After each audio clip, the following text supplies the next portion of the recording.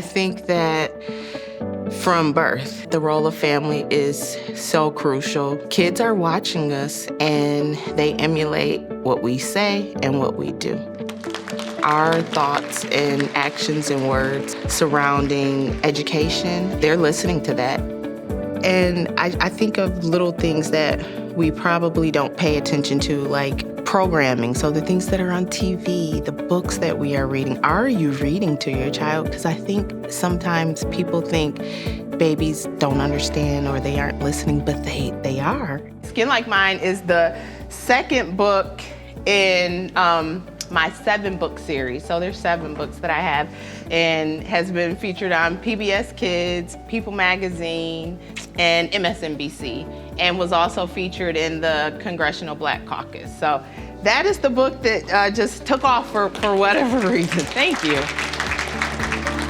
As a mom of 6, I've done this so many times. But I think one thing people forget is that at the beginning of a school year, it's so important for teachers and parents to have a relationship. This is a collaborative. We all need to work together, parents and teachers. The kids need to see that, so they're not trying to pit teachers and parents against each other. When they see that parents and teachers are a united front, that matters. Skin Like Mine is quite divine. In fact, I'd say it's one of a kind. I wouldn't trade for any other shade. I love my brown skin. Oh, where do I begin? My sister and I are both shades of brown. Me like peanut butter and she a hazelnut spread. Both creamy and smooth.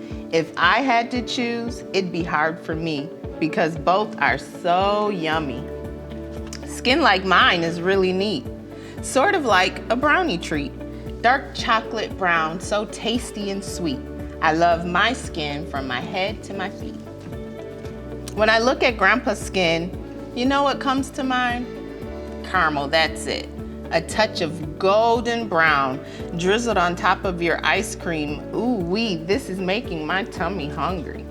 My best bud in the whole world, Sean, we're like cookies and cream. When we're together, our skin color doesn't mean a thing because we know it's what's inside that matters the most. Color should never keep two people from being close. And then just setting clear boundaries.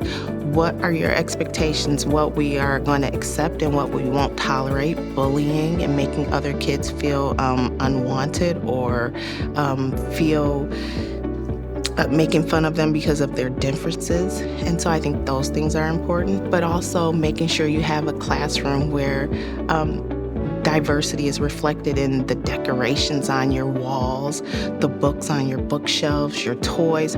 I just think of my own kids, and when my daughters are coming home and saying, can I take my baby doll to school because there isn't one that looks like me in my classroom? Kids pay attention to those things even when we think they don't. So just making sure that your environment is safe and inclusive and diverse.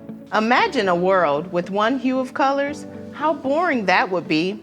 I don't know about you, but I like variety. Like a bag of lollipops, each bringing a different splash of flavor to my mouth. If everyone was the same, wouldn't that be a shame? Skin Like Mine is quite divine. In fact, I'd say it's one of a kind. I wouldn't trade for any other shade. I love my skin. Oh, how I love my brown skin. Thank you. It's 2025. I'm just over having the conversation already. This should be the norm. This is what classrooms should be like. This is how we all should feel and think. Every kid deserves to see themselves and feel comfortable. And so I just want us all to get on the same page collectively and say, this isn't something that we have to try to do. This is something that should be done. This should be the norm. And so that's what I'm hoping, that going forward, that this becomes more of a normal thing that we see in classrooms.